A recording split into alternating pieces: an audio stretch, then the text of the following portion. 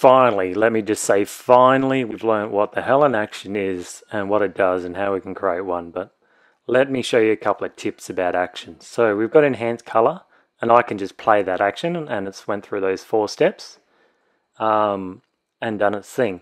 But the other little thing here is we've got toggles, so we can actually toggle certain steps on and off. So let's say we didn't want to change the blending mode to color, I could just turn that off, and up here the blending mode wouldn't have turned to color, we'd just miss it out. We've also got like a pause command. So this is a pause dialog box, and it shows up here because it shows what's inside it.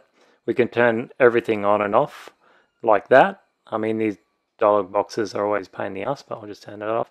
So we'll just pause it when we play it this time, and we'll find out what happens. So enhance color, click play, and voila. And now we've got selective color show up, so we can change our adjustment layer however we like it.